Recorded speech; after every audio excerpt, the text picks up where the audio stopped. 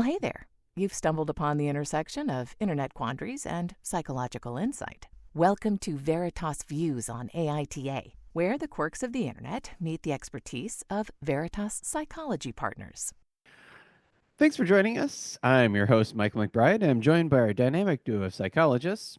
Hi, I'm Dr. Gayle MacBride, and I am thrilled once again to bring you our Veritas Views AITA edition with my business partner and colleague, Dr. Daniel Kessler, who is a psychologist who really gives a grounded perspective. And honestly, Dan, you do a great job of helping your clients not even feel like they need that third cup of coffee in the morning. Welcome. I'm on number two. I got nothing there. No, I'm glad to be here. Looking forward to this is always like these the debates around whatever are always.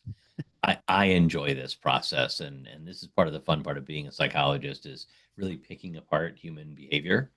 And so thankful the internet gives us such a wonderful opportunity to pick apart human behavior in such an interesting way. It is a rich cauldron of human behavior. So, Michael, what do you have for us today? Yeah, these conversations about whatever, I feel like is the fairest way of describing kind of what I throw at you. Welcome, both of you. For any of the newbies out there, essentially I've gone out and I found a post on the internet where somebody has put forth a scenario and asked for the judgment of the internet. Who's the asshole here? And Dan and Gayle are going to look at that and kind of piece it apart and give us some thoughtful, I don't know. Insights. Insights. Yeah, I like that. Discussion, conversation. Insights.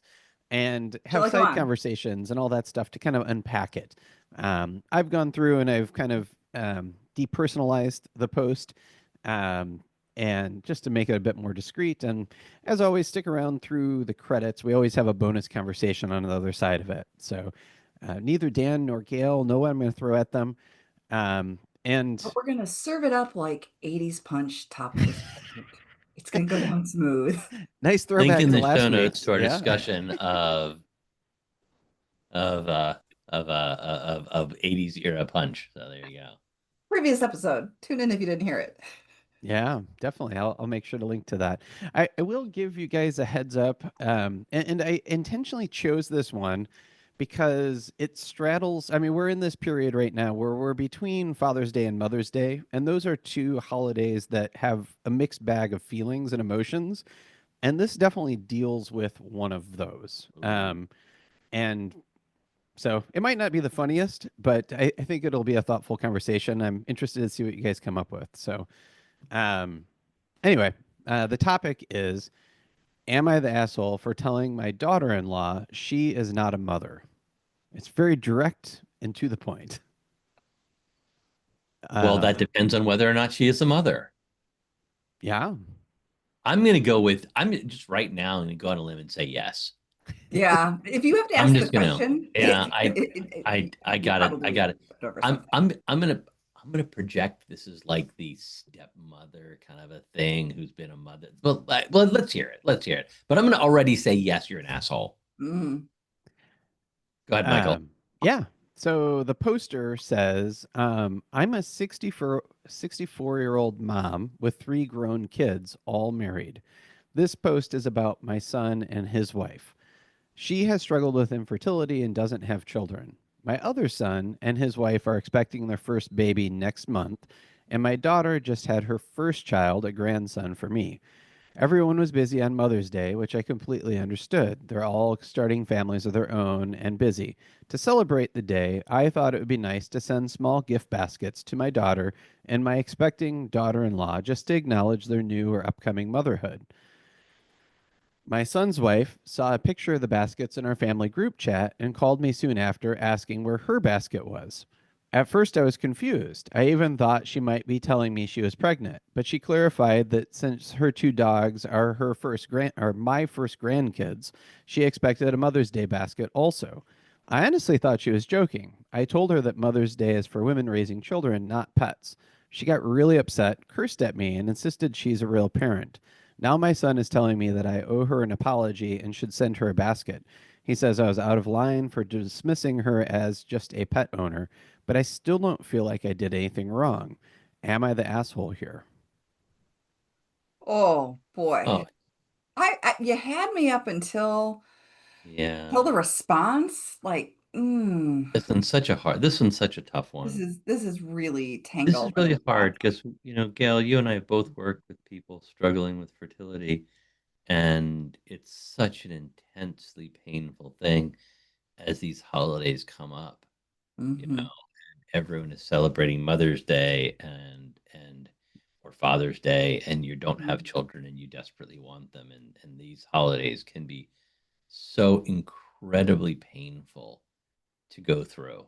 Um, so like I just want to acknowledge that the pain this woman is probably going through as she approaches Mother's Day. Um,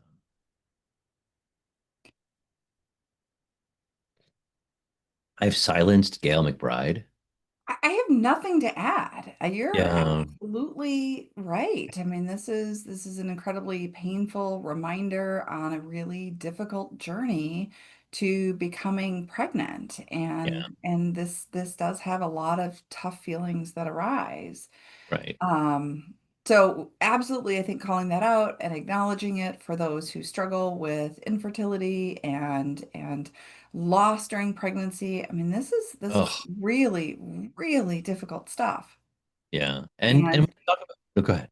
no, and I think that this is the front loading of this really needs to acknowledge how hard that is and I'll go into it in a moment, but I think motherhood is an identity. Parenthood is an identity. And when you choose that identity, where does that begin and end? And I think that's our conversation today. Go on, Dan. I Yeah. interrupted No, some no, things. I agree, and we talk about this idea of how challenging Mother's Day can be for people who are not parents, Yeah. and want to be parents.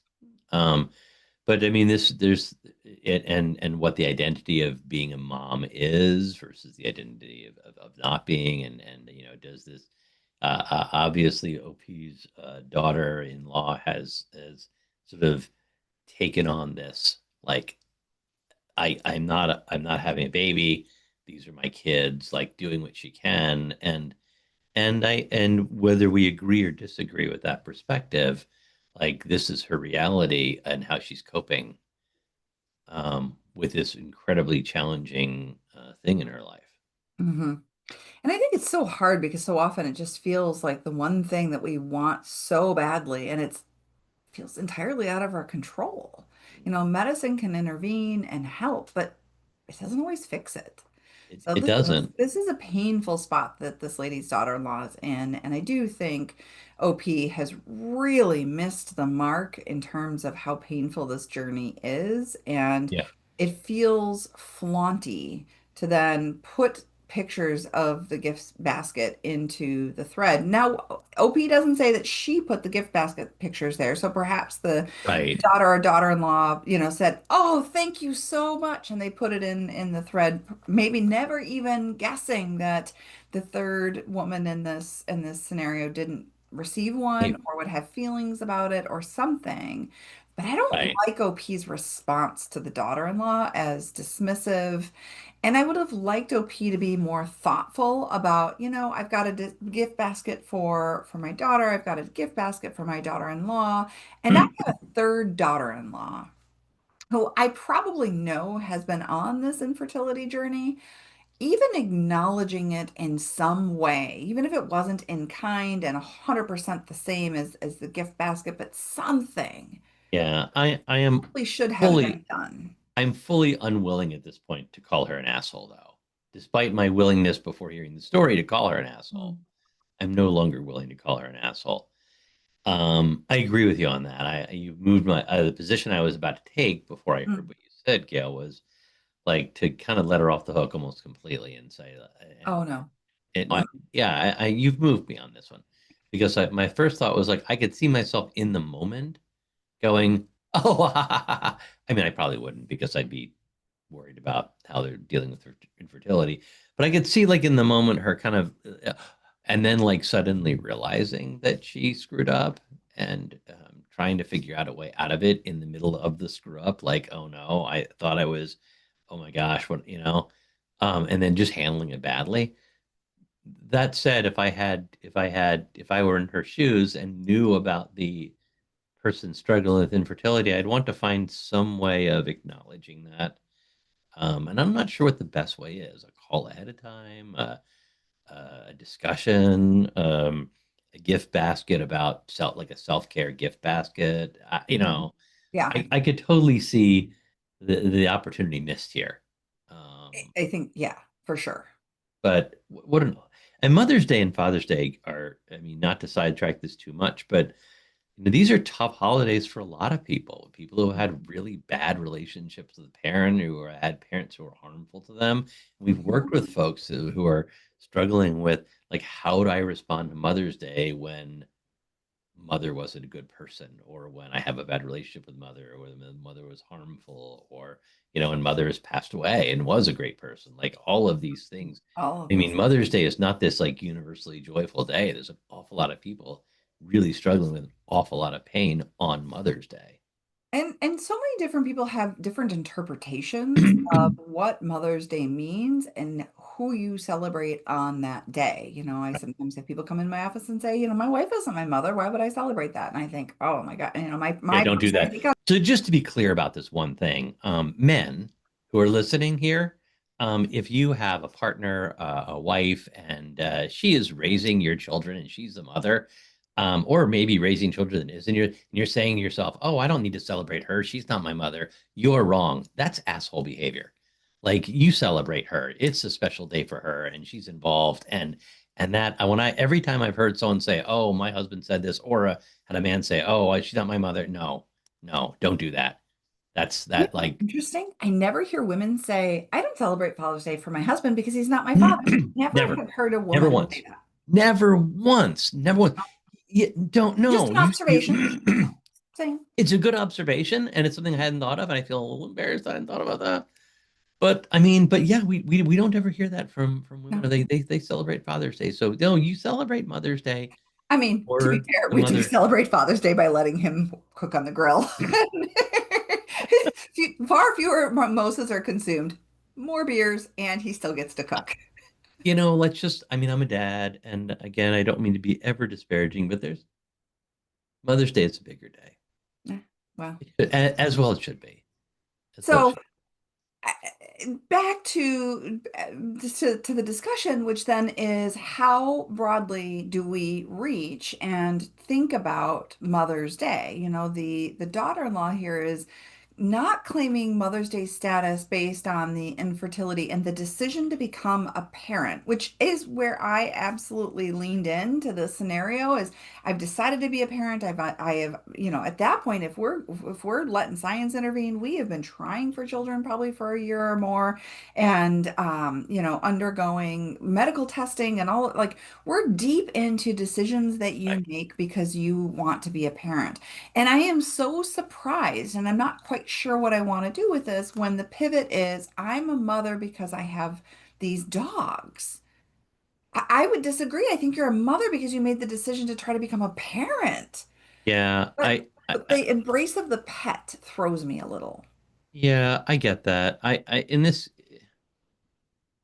It doesn't throw me. I've certainly seen and Oh, I've talked to seen it. people and do this, and no, I mean, I've been a parent. I've been a pet owner. I don't consider myself to be a parent, a dad to my cats.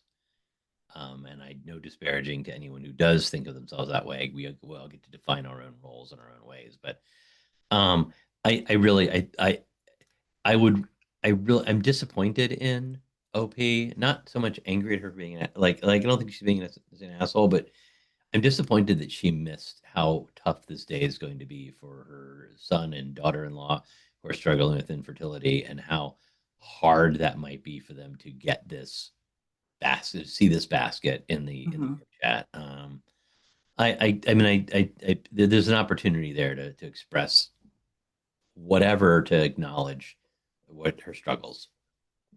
And I think there was it was a, I'm not, again, it's not, I don't know that it rises to asshole level in my world because there's no intent to be a jerk here, but she missed the Mhm. mark.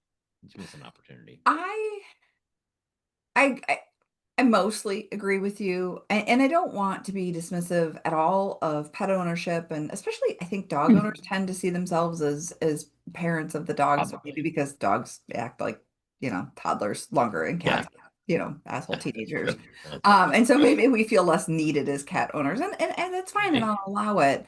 I'm not making that judgment on this daughter-in-law for that reason. I just am surprised in the scenario with the pivot. But I think you said it well earlier, which is I think she's coping with this by really maybe leaning into that pet parenthood, which, okay, fine. I think mom, I am the OP, I think I am more disappointed in and am more negatively judgmental about the miss, maybe in my own daughter-in-law status. Like I can maybe put myself in that position and think, gosh, if my sister-in-laws had received some acknowledgement and I didn't, it would feel really like an affront. It would feel like a bit of a slap in the face. I think that I think mother OP is for me, she's more in, she's her behavior sucks, and Yeah. her even maybe mildly dickish.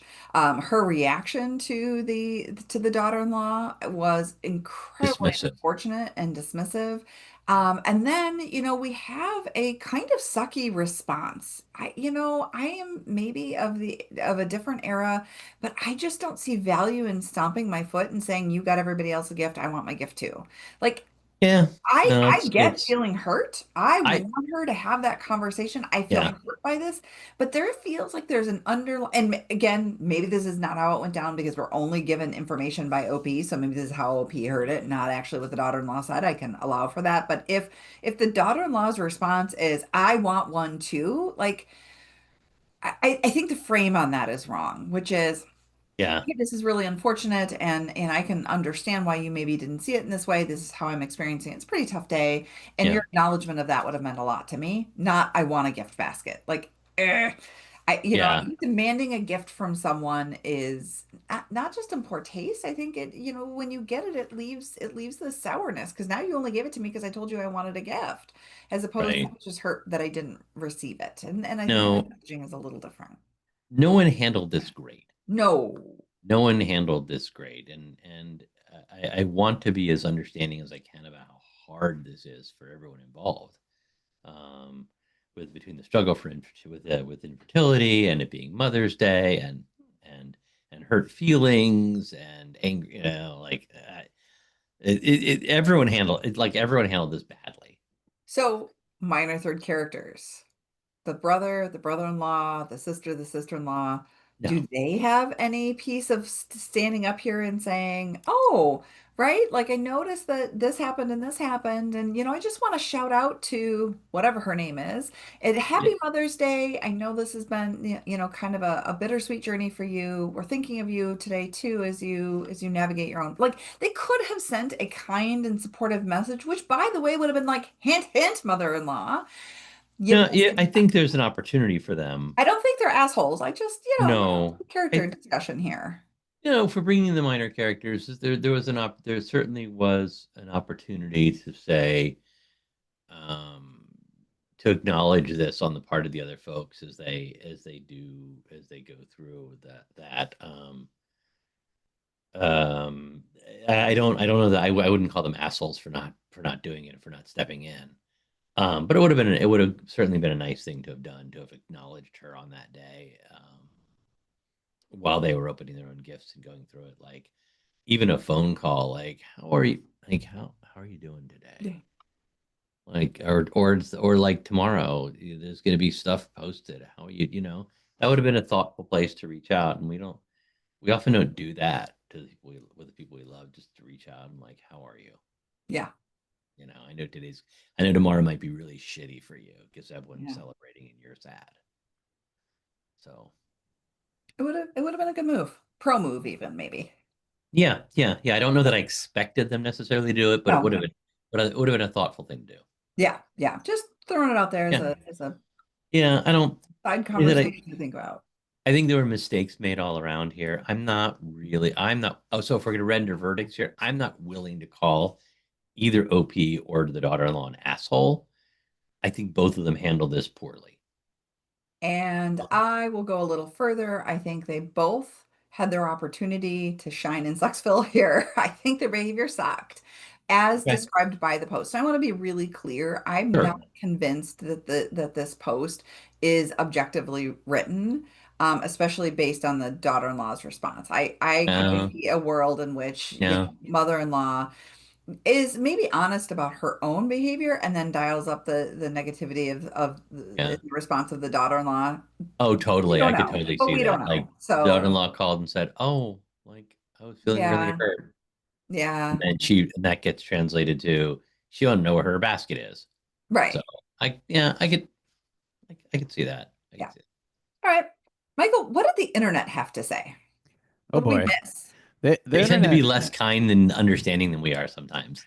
So Oh, the internet, I love the way you guys talked about thinking about the decision to become a mother, whether that results in offspring or not, as being kind of the important piece here. And because I think that embraces a lot of the side conversations that the internet had, about, what about mothers who have lost children? What about all, adoptive mothers and all these other things that sometimes aren't thought of in the traditional black and white. You produced a child yourself, you are a mother, therefore this thing.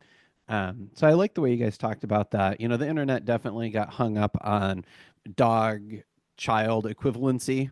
Are these the same? And that choice, and there were Oh, lots of I love that conversations. phrase, dog child equivalency.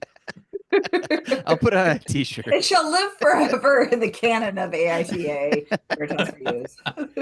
But they definitely got hung up on that. The one conversation that I thought was interesting that maybe you didn't really touch on was, and I'll say more about their verdict here in a second, but before we get to that, the idea, that these holidays are literally invented, and yet people hold them up as like canon. Like there's a special thing that you have to do to get into it, and yet, they were invented by Hallmark to produce, cards. And I'm not saying that we shouldn't celebrate I don't mothers know. and Quick, fathers. quick shout out and request to Hallmark and card making companies. You are missing a market here, which is the very bland, acknowledge the holiday Mother's and Father's Day card for those people who have an incredibly difficult relationship with their parents. Oh, The number of times I've had clients be like, I cannot pick out a card because everything is too mushy, and my parents oh, are perfectly okay, and I'll send them a card, and that's about it.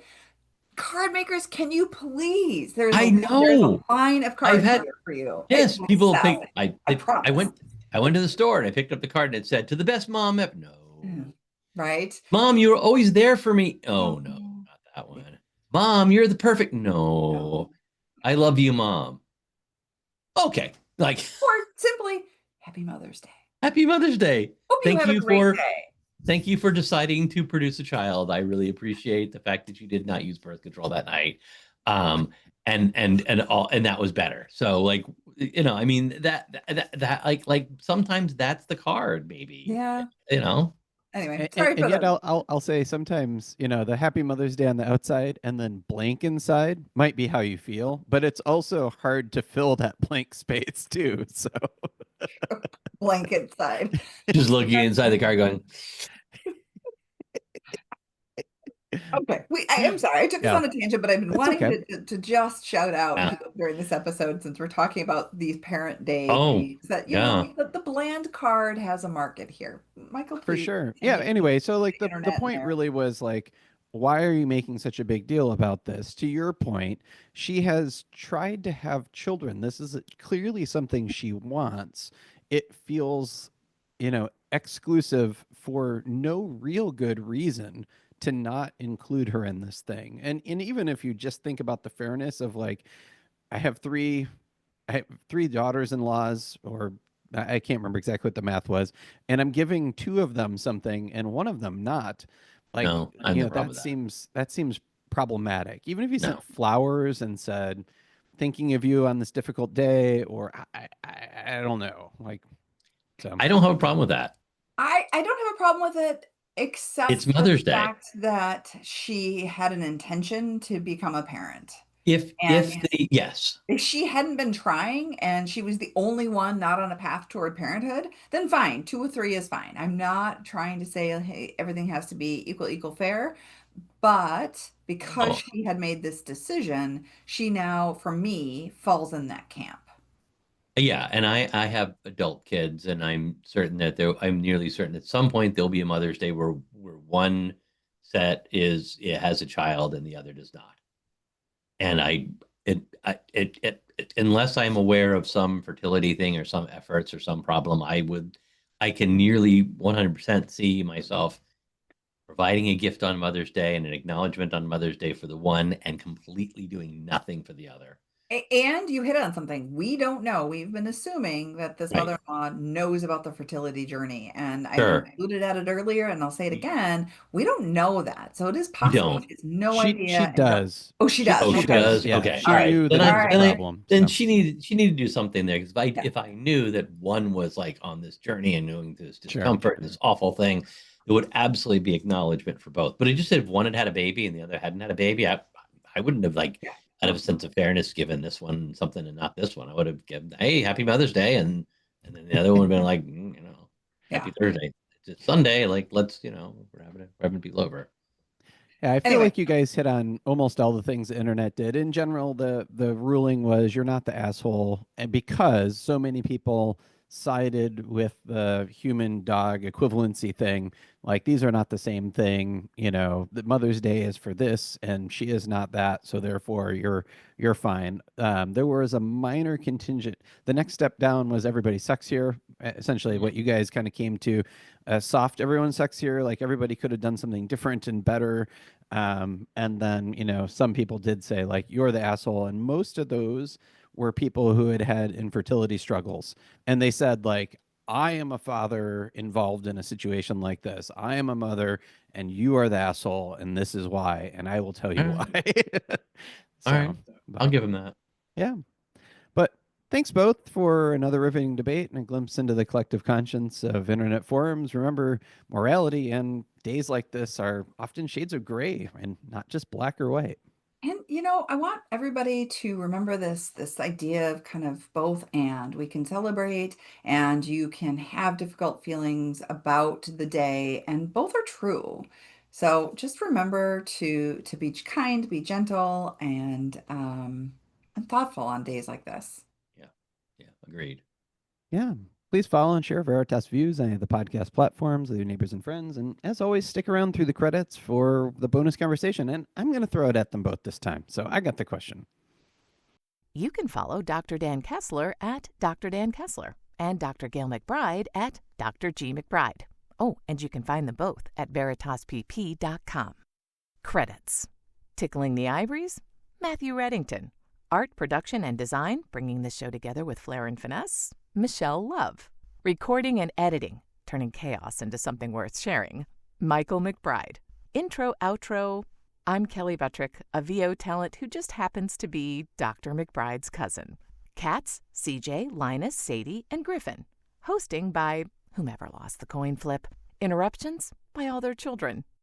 The content of this podcast is for informational and educational purposes only and is not a substitute for professional mental health advice, diagnosis, or treatment. Listening to this podcast does not constitute a therapist-client relationship. If you believe you may be experiencing a mental health issue, please seek the assistance of a qualified mental health professional. If you are experiencing a mental health crisis, you can call or text 988 from anywhere in the U.S. to be connected to Crisis Mental Health Services.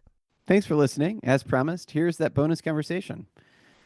So we've talked about books before, and as a person who loves to read, my question to you is, what non-psychology book has influenced your way of thinking the most? Or which non-psychology book sticks with you the most all these years? Well, I'll go first Please. because I had a book flash to mind, and it's probably one that I've read maybe the most number of times. It's an older book. I think it was published in the 40s. I could be wrong. Um, by a woman who I believe her name was, I don't believe it was a pen name, Ella Cara Deloria. And she had native Dakota roots. And I lived in Michigan, so the Dakota weren't a people that I was deeply familiar with, but I believe I was introduced to the book in college, and it was just fascinating. It was called Water Lily, and it follows this fictionalized account of this Dakota woman named Water Lily and her life and her children, and did a wonderful job describing culture. Now, my understanding of this book was that she wrote it. It was a much longer book, but because women didn't publish back in that day, and certainly not Native women, it was truncated and abbreviated. But her writing style was really fascinating. I really enjoyed the stories that she told. They were really vivid and brought me into a world that I was completely unfamiliar with. I probably assigned in my anthropology class. I loved it. I really appreciate the professor who assigned it, and I read it multiple times. So that's what comes to me at a non-psychology level. And I'll just jump in real quick. Yes, it was written in the 40s, not published until 1988, Oh, yeah. because, like you said, it wasn't traditionally something, but Deloria lived from 1871 to 1971. So unfortunately, she never saw her book come to press. Oh, Um, well, that's too bad. It was well done, and I appreciate it. yeah. What about you, Dan? I got nothing. Yeah, unfortunately, Michael, one of the bland and milk toasty things about me is that there often isn't like the yes, here's my one thing, and I just don't. I wish I had that. Like, here's what it is. There are a few things that I think are really really meaningful and valuable, but I don't know that I've got that right now in my head to answer the question for you, Michael. That's I'm fine. sorry That's okay. I that I have appreciate failed you in this case. you shared with me the Laszlo letters, which were a hilarious book. So I didn't know if there'd be something like that just, sometimes it's those books that you come across in some way and they just stick with you for some reason. But anyway, I'll leave a link to that if anybody wants to learn more about those. It was a hilarious collection of letters, and I really appreciate it. So, but anyway, thanks everyone for tuning in. Tune in next week for a whole nother Am I the Asshole debate. We love hearing from you, so please review us on Apple, Spotify, or, well, wherever you're listening. If you enjoyed this podcast, please review, like, and follow. Also, give it a share. This helps us reach more listeners.